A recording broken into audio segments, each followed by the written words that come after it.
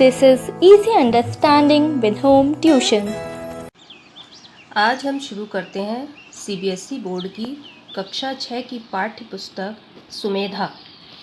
इसका प्रथम पाठ प्रकृति की शोभा मैं इसके पहले के वीडियो में अपलोड कर चुकी हूँ। आज हम शुरू करते हैं इस पुस्तिका का दूसरा पाठ जो कि है नन्हे जासूस। यह एक प्रेरक कहानी है। प्रतिध्वनि है, हे ईश्वर, मुझे अधिक लेने के नहीं अधिक देने के योग्य बनाओ। ये कहानी है दो छोटे बच्चों की जो कि रोहन और हेमा है। ये अपने ही दादाजी का पीछा करते हैं और दादाजी का पीछा करते करते ये क्या पाते हैं, आइए देखते हैं इस कहानी में। रोहन और हेमा ने स्कूल से आकर जैसे ही घर में प्रवेश किया कि बाहर के आंगन में एक चटाई पर दादाजी बैठे दिखे। उन्हें किसी काम में तल्लीन देखकर दोनों ठिठक कर वहीं रुक गए। तल्लीन यानी किसी काम में खोए हुए देखकर दोनों ठिठक कर वहीं पर रुक गए। हेमा ने कुछ कहना चाहा तो रोहन ने होठों पर उंगली रखकर चुप रहने का इशारा किया। दोनों आंगन में रखी कार के पीछे छुपकर यह जानने का प्रयास करने लगे कि चटाई पर बैठे दादाजी आखिर क्या कर रहे हैं। उन्होंने ध्यान से देखा कि दादाजी ने डस्टबिन का कचरा एक अखबार के ऊपर पलट रखा है और उस कचरे में से कुछ सामान बीन बीन कर वे एक स्टील की प्लेट में रखते जा रहे हैं। डस्टबिन वहीं बगल में लुढ़का पड़ा है। हेमा ने धीरे से पूछा, दादाजी यह क्या कर रहे हैं? दादाजी शायद कचरे में से ऑलपिन बीन रहे हैं, रोहन धीरे से बोला। प्लेट में ऑलपिन गिरने की हल्की सी खन खन की आवाज़ आ रही थी। फिर बच्चों ने देखा कि दादाजी पुरानी कॉपियों के कटे पन्ने भी उठाकर उनकी तह ठीक करके एक के ऊपर एक रखते जा रहे हैं। हेमा ने दादाजी को टोकना चाहा किंतु रोहन ने फिर से उसे रोक दिया। आज हम छुपकर देखेंगे कि आखिर दादाजी इन ऑलपिनों और पुराने पन्नों का क्या करने वाले हैं। रोहन ने देखा कि दादाजी डस्टबिन के उस कचरे में से स्टेपलर पेन के बचे हुए टुकड़े भी प्लेट में रख रहे हैं। दोनों बच्चे धीरे से कमरे के भीतर आ गए और जैसे उन्होंने कुछ भी न देखा हो, उन्होंने ठान लिया था कि आज दादाजी की जासूसी करके ही रहेंगे।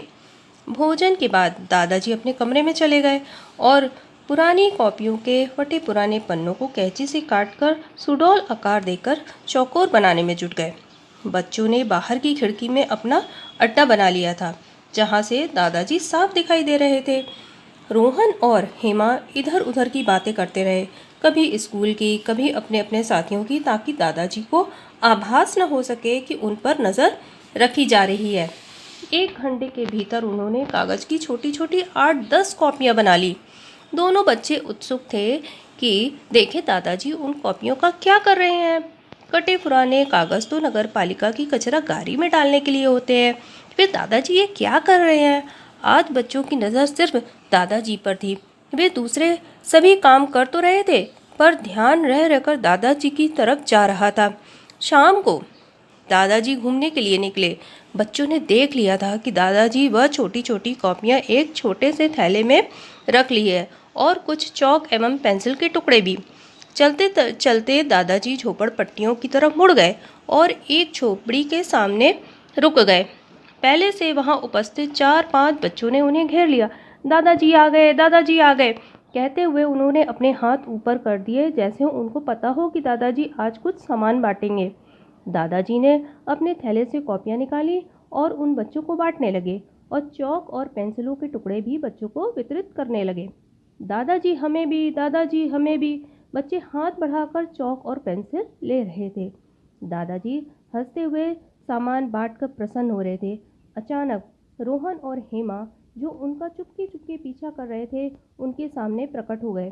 हेमा जोर से चिल्लाई, दादाजी। रोहन भी जोर से चिल्लाया, दादाजी आप यहाँ क्या कर रहे हैं। दोनों अचानक सामने पाकर दादाजी हतप्रभ रह गए, यानी भौचक्के रह गए। फिर ठहाका मारकर हंसने लगे। अच्छा तो तुम लोग मेरा पीछा कर रहे थे। उन्होंने हंसते हंसते रोहन का कान पकड़ लिया। दादाजी हम लोग जानना चाहते थे कि आप कचरे में से क्या एकत्रित करते हैं और आज आपकी पोल खुल गई। दादाजी, आप कटे पुराने कागज़ क्यों इकट्ठे करते हैं? यह कचरा तो बाहर फेंकना चाहिए, हेमा ने कहा। नहीं बेटी, दुनिया में प्रत्येक चीज़ की कीमत होती है। जो सामान हम बेकार समझकर फेंक देते हैं वह दुनिया के सैकड़ों हज़ारों बच्चों के काम आ सकता है। ऐसे कितने ही बच्चे हैं जो थोड़ा सा सामान बाजार से नहीं खरीद सकते हैं। कहते हैं कि बूंद बूंद से सागर भर जाता है।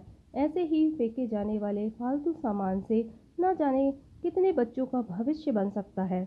जैसे एक एक ईंट जोड़कर मकान बनता है और तिनके तिनके के जुड़ने से रस्सी बन जाती है जो बड़े बड़े वजनी सामान को उठा लेती है, वैसे ही यह छोटी छोटी बेकार समझकर फेंकी गई चीज़ें देश दुनिया की बड़ी आबादी के काम आ सकती हैं। रोहन, तुमने जो कॉपियाँ गुस्से में फाड़ दी थीं उनको काम लायक बनाकर मैंने इन बच्चों में बांट दिया। देखो कितने खुश हैं ये बच्चे।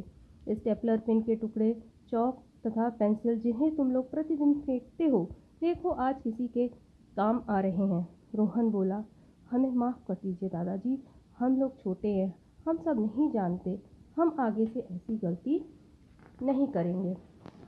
और मेरी जासूसी? ज़ोर से हंसते हुए दादाजी ने पूछा। नहीं करेंगे, नहीं करेंगे, हम जासूसी भी नहीं करेंगे।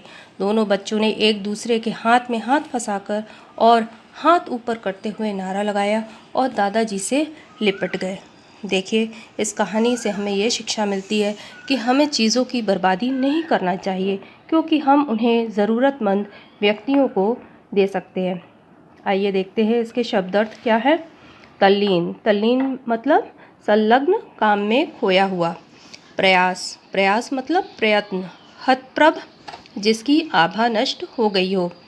फालतू, बेकार। लायक, योग्य। एकत्रित, इकट्ठा। आइए इसके प्रश्न उत्तर देखते हैं। पहला प्रश्न है हमारा, रोहन और हेमा ने घर में प्रवेश करते ही क्या देखा?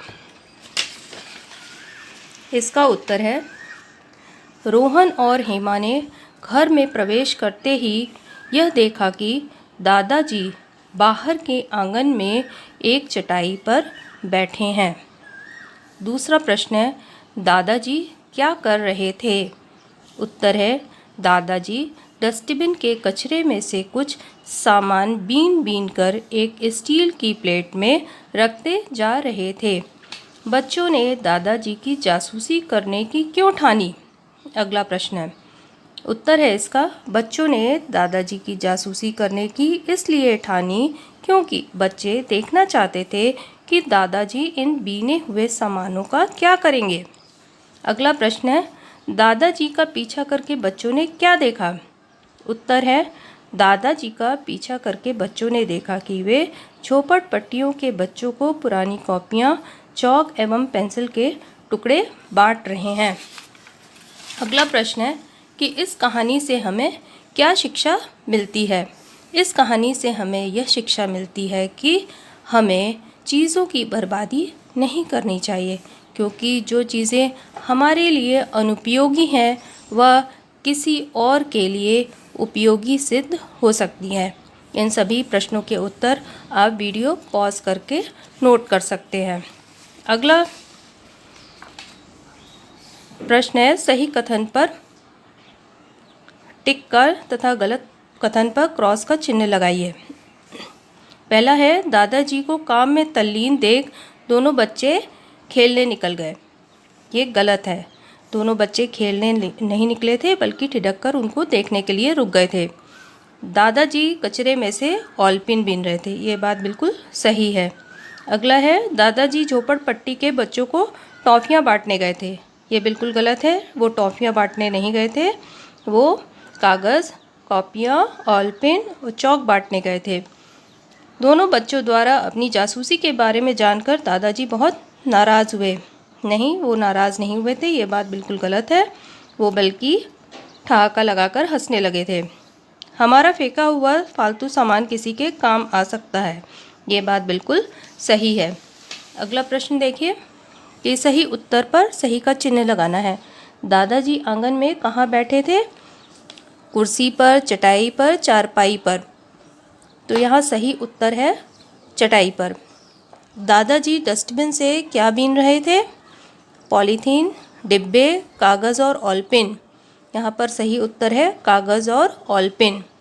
अगला है दादाजी ने पुराने कागज़ों का क्या किया? कॉपियाँ बनाई, लिफाफे बनाए, रद्दी वाले को दे दिए। सही उत्तर है कॉपियाँ बनाई। शाम को बच्चों ने दादाजी को कहाँ जाते हुए देखा? पार्क में, डॉक्टर के पास, झोपड़पट्टी में। तो सही उत्तर है झोपड़पट्टी में। आइए अगला प्रश्न देखते हैं। निम्नलिखित शब्दों से भाववाचक संज्ञा शब्द बनाइए। पहला है उत्सुक, उत्सुकता, चतुर, चतुराई, उपस्थित, उपस्थिति, बच्चा, बचपन, चलना, इसकी भाववाचक संज्ञा है चलन, बूढ़ा, बुढ़ापा, गरीब, गरीबी, हंसना, हंसी। अगला देखिए प्रश्न। निम्नलिखित शब्दों के लिंग बदलिए। पाठ का पाठिका हुआ, बालक का बालिका। अगला प्रश्न है निम्नलिखित शब्दों के लिंग बदलिए। पहला है पाठक, पाठक का क्या हो जाएगा? पाठिका। बालक का बालिका, दादा का दादी, वर का वधू, बूढ़ा का बूढ़ी, भाई का बहन, वीर का वीरांगना, बुद्धिमान का बुद्धिमती। अगला प्रश्न देखिए। निम्नलिखित शब्दों के बहुवचन लिखिए। दरवाज़ा का दरवाजे, आँख का आँखें, सौगात का सौगातें, कॉपी का कॉपियाँ, भावना का भावनाएं, वस्तु का वस्तुएं, छात्र का छात्रगण या छात्रों, खिड़की का खिड़कियाँ। अगला प्रश्न है निम्नलिखित वाक्यों से कारक चिन्ह छांट कर लिखिए। पहला है बच्चे स्कूल से आकर टीवी देखने बैठ गए। यहाँ पर कारक चिन्ह है से। अगला है वह कार के पीछे छुप गया।